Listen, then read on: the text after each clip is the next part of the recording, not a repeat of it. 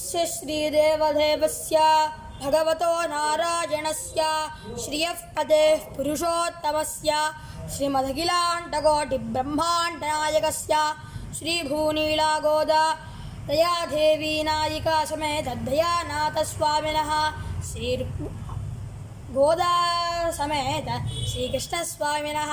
अस्य देव कृष्णजन्माष्टमे पुण्यतिथौ अष्टम्याः शुभतिथौ वासरस्तु इन्दुवासरयुक्तायां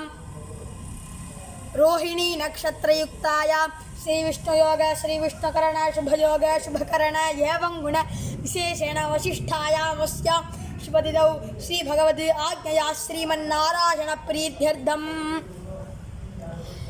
श्रीकृष्णजन्माष्टमे श्रीदयादेवस्वामिनः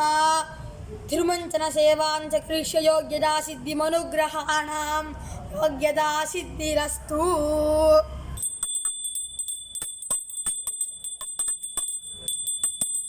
यं वायवे नमः तोषयामि रम् अग्नये नमः दाहयामि वम् अमृताय नमः प्लावयामि अर्घ्यं परिकल्पयामि पाद्यं परिकल्पयामि आचमन्यं परिकल्पयामि स्नानीयं परिकल्पयामि सिद्धोदकं परिकल्पयामि। ॐ नमो नारायणाय।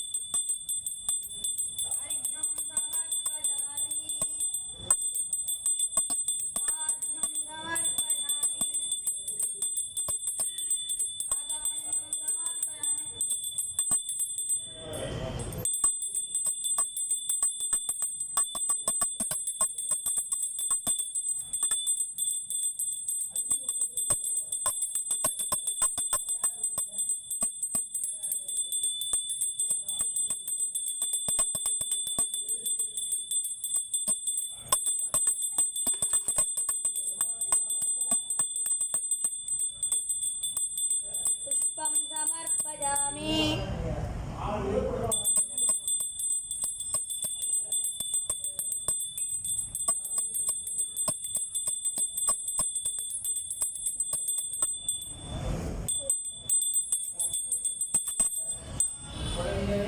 अत पुरुषो ह वै नारायणो कामयतः प्रजा सृजेह्येति नारायणात् प्राणो जायते मनः सर्वेन्द्रियाणि च कं वायुर्ज्योतिरापपृथिवी विश्वस्य धारिणी नारायणात् ब्रह्मा जायते नारायणाद् रुद्रो जायते नारायणादिन्द्रो जायते नारायणात् प्रजापतयः प्रजायन्ते नारायणात् द्वादशादित्या रुद्रावसवः सर्वाणि च छन्दःपुंसि नारायणात् देवसमुत्पद्यन्ते नारायणे प्रवर्त्यन्ते नारायणे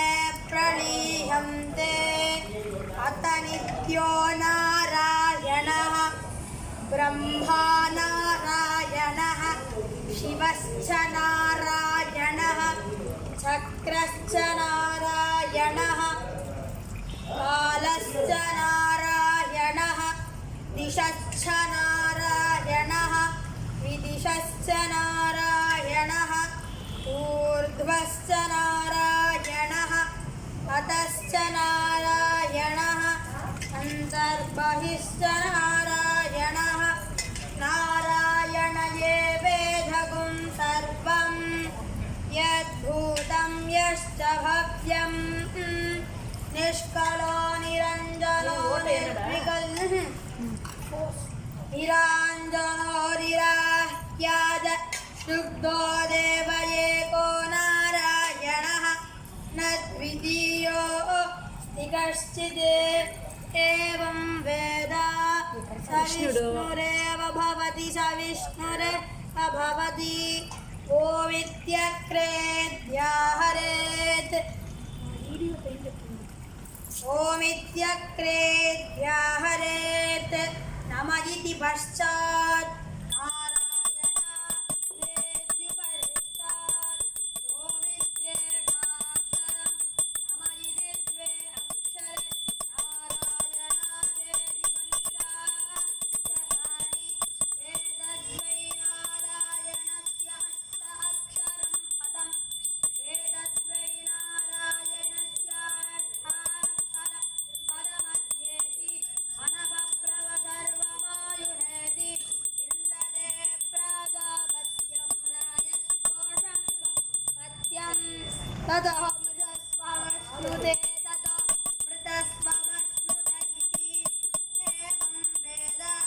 प्रत्यगानन्दं ब्रह्मपुरुषं प्रणवस्व अकार उकारमकारमिति नानेकता समभवत्तरे ततोऽपिति यमुत्वा उच्यते योगी जन्मसंसारबन्धनात् ॐ नमो नारायणादेति मन्त्रोपासकः वैकुण्ठभुवनलोकं गमिष्यति सवितं परं पुण्डरीकं विज्ञानगणं तस्मात् सवितां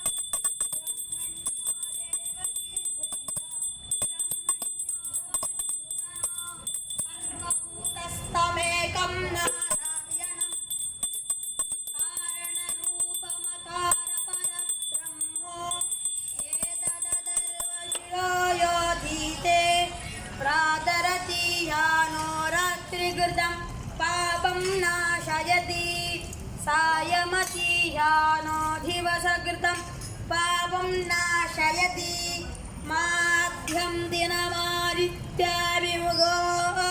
तीयानः पञ्चपादगो पपादगात् प्रमुच्यते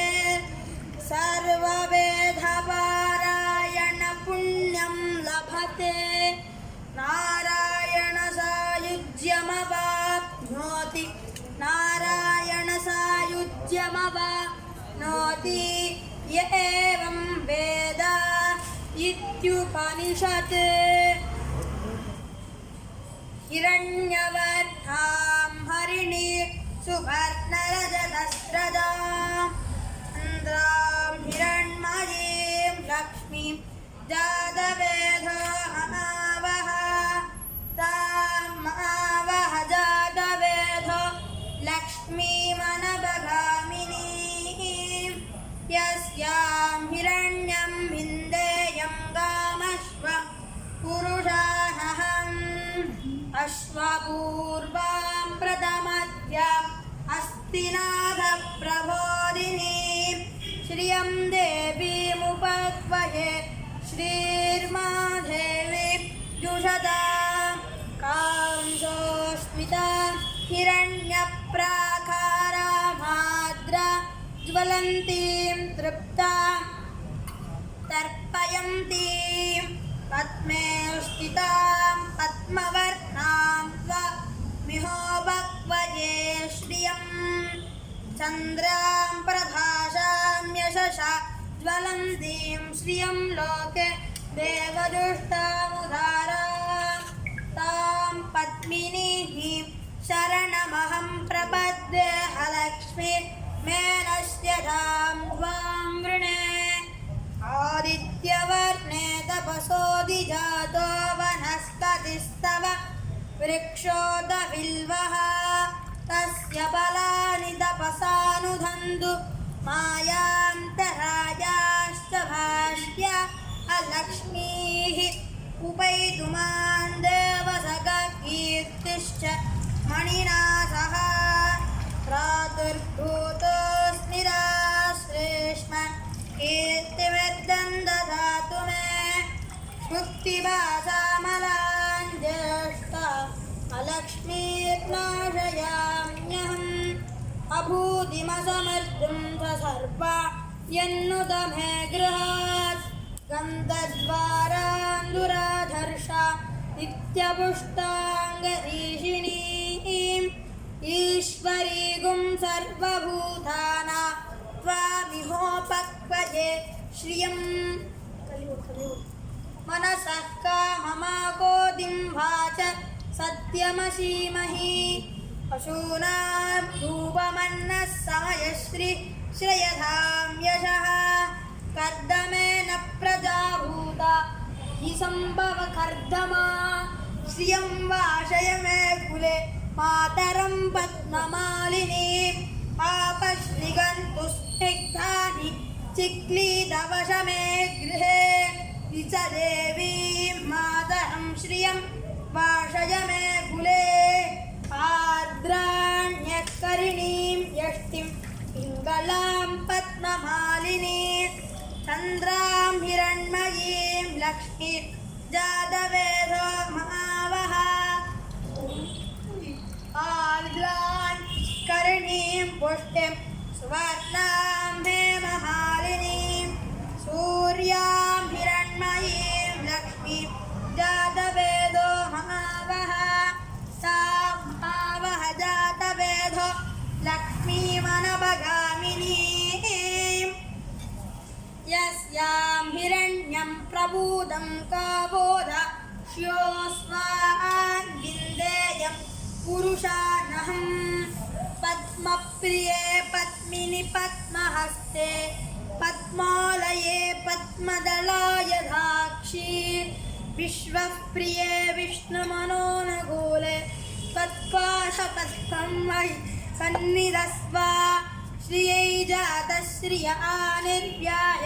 श्रियं वयोजनित्रिभ्यो ददातु श्रियं वदानामृतत्वमायं भजन्ति सत्यस्तमिदाभिदद्योने श्रियैवैनं तत्श्रियाम ददाति अन्दरमुषावदघृत्यं सन्दत्तं सन्नीयते प्रजया वसुभिः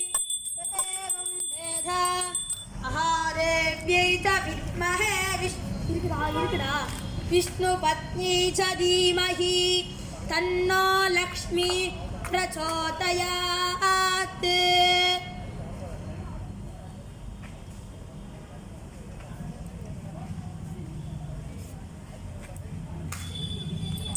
अयानाथाय विद्महे दया देवाय धीमहि तन्नो दया प्रचोदयात्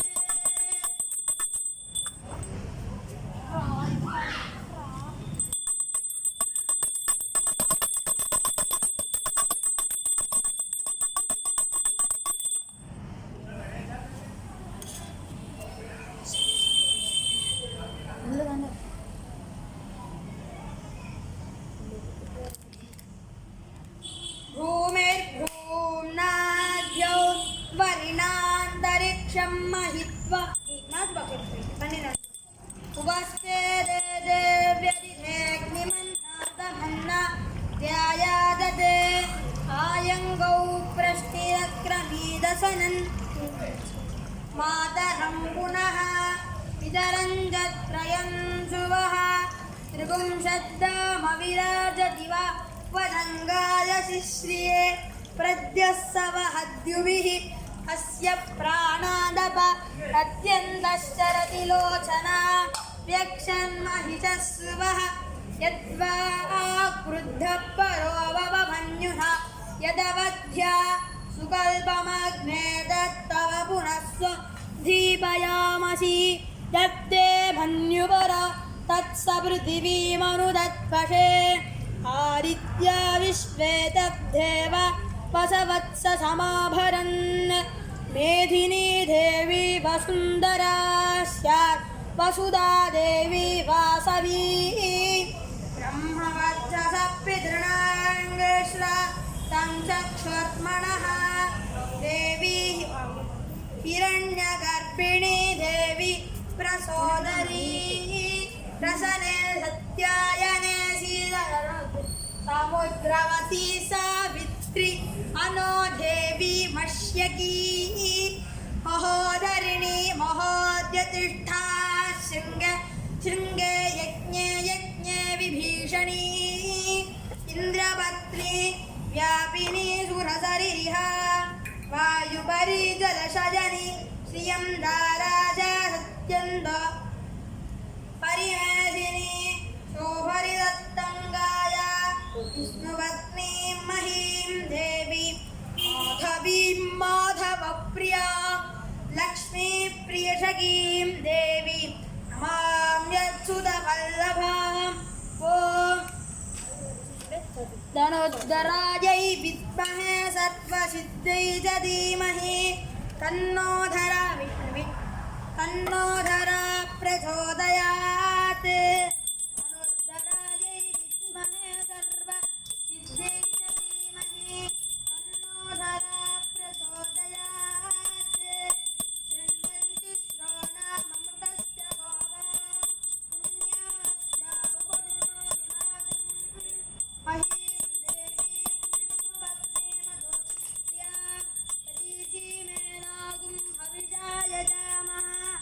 रेधा विष्णुर्गाय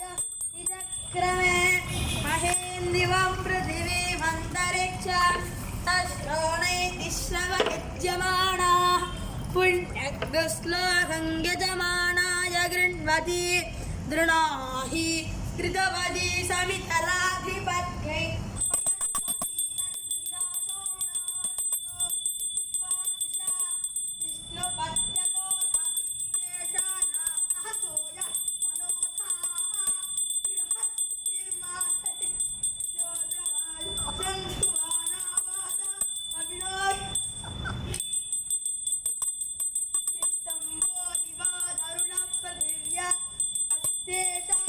जगतो विष्णुपत्नी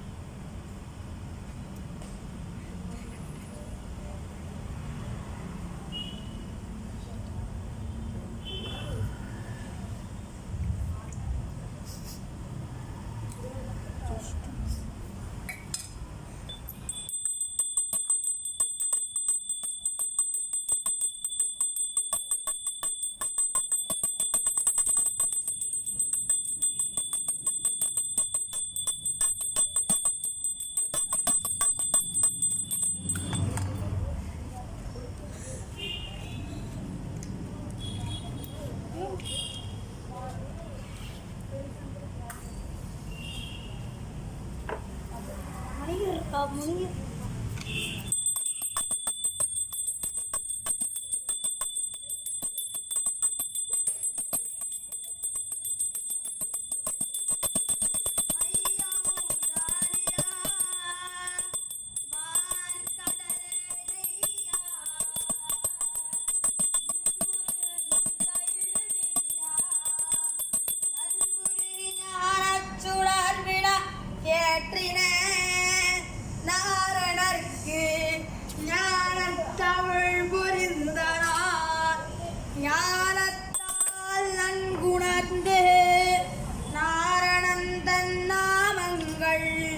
தானத்தால் மற்றவன் பேர் சாற்றினார் வானத்தணி அமரர் ஆக்குவிக்குமகுதன்னே நங்கள் பணியமர் கோமான் பரிசு நறுமலரார்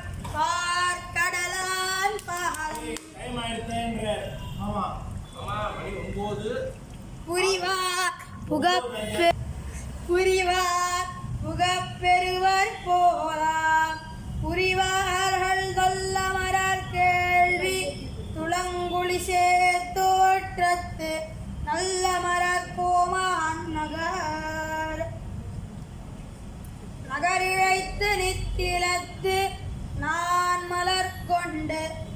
ஆங்கே திகழ் மணி வைரம் சேர்த்து நிகரில்லா பைங்கமலம் கொண்டோ நெடுங்கையா.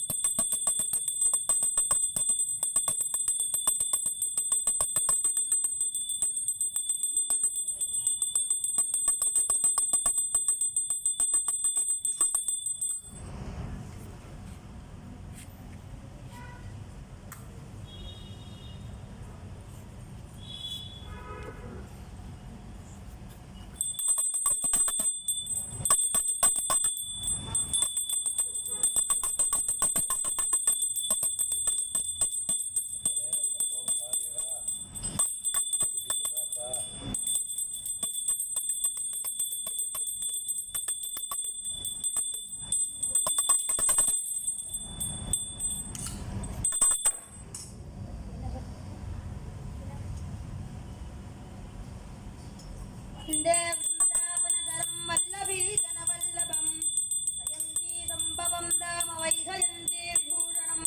पादं निशाङ्गरसिकां रसमीक्षमाणः वक्त्रारविन्दविनिवेशितपाञ्चजन्यः वर्णत्रिकोणरुचिरे वरपुण्डरीके बद्धासनो जयति वल्लभचक्रवर्ती आम्नायगन्तिरुदितस्फुलिदादरोस्त्रम् आस्त्राविलेक्षणमनुक्षणमन्दहासं गोपालडिम्बवपुषं कुहनाशनन्या प्राणस्तनं दयमवैवि वरं पुमांस आहविर्भवध्वनिभृताभरणं पुरस्तात् अहकुञ्चितैकशरणं विबुधान्यपादं नग्नानि मन्दमुपरेण निबद्धतालं नादस्य नन्दभवनेरवनीतनाट्यं कर्तुं कुम्भेर्यकरस्वातु हय्यङ्गवीणं दृष्ट्वा रत्नग्रहणचटुला मादरं जातरोषा पायादीश प्रचलितपतो नाभगच्छन् न तिष्ठन् मिथ्या गोपस्थपयन नीलकिं विश्वगोप्त तदयोषितपाङ्गमेघनीशं मधुराभाग्यमनन्यभोग्यमीडे वसुदेववतु स्तनन्दयं दद् किमपि ब्रह्मकिशोरभावदृश्यं हरिभक्तिदगन्धरं भजेन यदपुल्लादरपल्लवं स्मरामि पिटवित्वनिराशकं गजोश्चित् किलोरुकलकश्यकं कुमारं निकटेषु निशामयामि नित्यं निगमान्तेरधुनाभिविद्यमानं विमलार्जुनदृष्टभालकेहिं यमुनासाष्टिकयौवनं युवानं पदवीमदवीहसीं विमुक्ते ठवीसम्पदं भुवाहयन्तीं करुणादरशाभिलाषवंसा करुणां करणमानुषीं भजामि विनिमेषनिषेवनीयाक्ष्णा अजगत्तपनवाविरस्तु चित्ते करणोन्मादविभ्रमं महोमे अनुयाय मनोद्यवं सनालैः अवतस्पर्शितवल्लभिर्मोगै रगस्मितशीतलैरसोमां अनुकम्पादिरिधम्बुधैरपाङ्गै अदनाहितचारुवं सनाला मुकुटालम्भिमयूरपिञ्चमाला हरिनीलशिला विपङ्कनीला प्रतिभासन्तु ममान्तिमप्रयाणे अखिलानवयोगयामि काढां महिलादीन उदान्तरस्य जूनः अभिलाषपदं प्रदाङ्गनानाम् अभिलापक्रमधूरमाभिरूप्यं प्रतिमुक्तशिखण्डमण्डनः निगितक्येदं मैषशिल्पिनाम् अतनातुलवल्लभाङ्गना अतनाम्बोधिदिवाकरो शिवा मनसे महिता नमौढिना विनतेनाञ्जलियञ्जनद्विषे कलया विमुक्तवल्लभि कलयाभाषितमन् और मिक्स பண்ணி கொடு कलयाभाषितमञ्जुवेणवे एदरेलितविरुद्धं शिक्षिता वल्लवीहा शिथिलवलय सिन्धा शीतलै हस्तदानै अखिलभुवनरक्षा गोपवेशस्य आदरवणिसायां मन्दवां मंसनालः चित्रावल्पश्रवसिकलयन् लाङ्गली कर्णपूरं परहोत्तं च स्फुटशिखरो बन्धुजीबन्धदानः कुञ्जाभट्टां मृदुलितां हारयन् दारयष्टिं गोपस्त्रीणादिलिखितवक्कोऽपि कौमारहारिं लीलायष्टिं गर्गिसले दक्षिणे नक्षधन्या हंसे देव्यां शुक्लकृतिरे सन्निविष्टाज्ञबाहुः मेघश्यामो जित्रिटा मेघलाधत्तवेणुः कुन्तापीडस्फुटशिखरो गोपकन्या उदङ्गः प्रत्यारीडस्थितिमधिगतां प्राप्तकाढाङ्गबाढं पश्चादीर्मिणिरणां प्रेयसीं प्रेक्षमाणः तस्रायन्तप्रणतिगिरो भक्तजीवादुरब्जात् वारिक्रीडानि विडवसनो वल्लभी वल्लभो नः वासो कृत्वा दिनकरसुतो हन्तिनो वल्लभीधा लीला अस्मेरो दैलीरामासिरोत्तदागा सप्रीडावि कल्लोद्रेका विरक्ष्यमाने स्वामी गच्छित्तरकमलयोर्जलिं व्यासमानः इत्यन्यमधावन्विदा वेङ्कटेशकविनास्तुतिं पठन् दिव्यवेणरसिकं समेक्षते दैवतं किमपि यौवतप्रियम्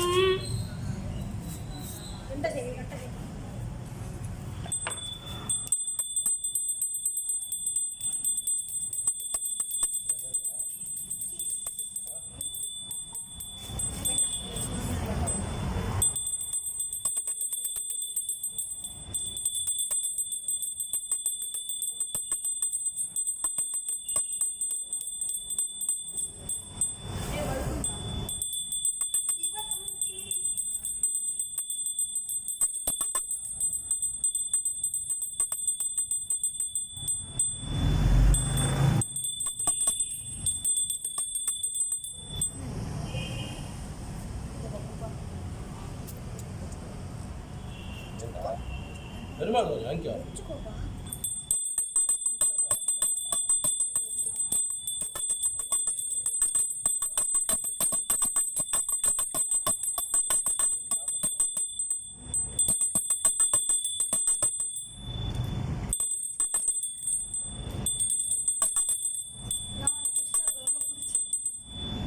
உனக்கு பிடிச்சிக்கிறீங்க நீ வாங்கிட்டீங்க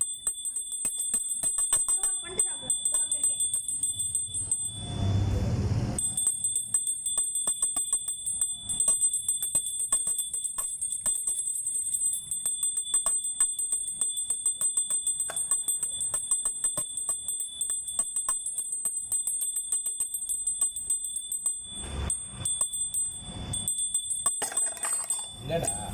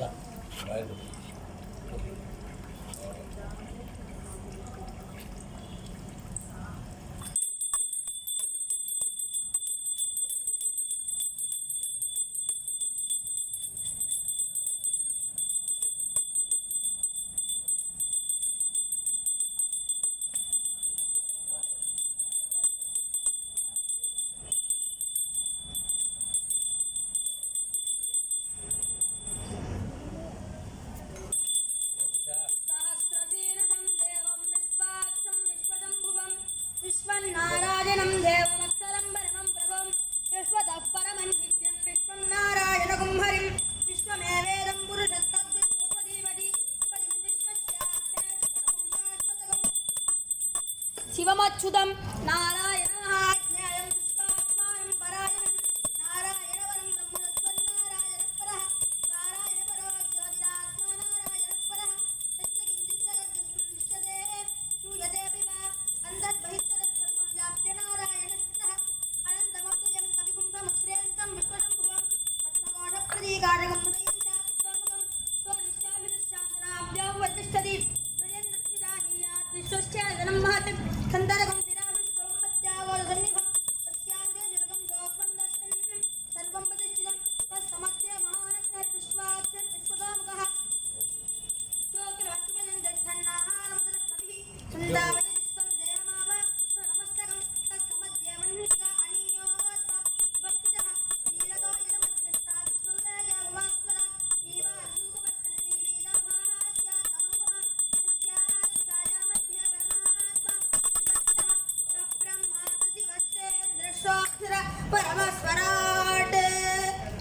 तद्विष्णोः परमं पदकं सदा पश्यन्ति सूरयः दिवि वदक्षुरादतम् सोऽपण्यवो जाग्रवागुं धत्समिन्दते विष्णोर्यत्परमं पदं पर्याभ्यान्तराय सर्वस्त्वामोदिरा प्रोत्तममहत्त्वमृषद्वस्याद्ये सत्त्वस्तिरिद्धि स्वमेव तेनाप्नोति सर्वं जयति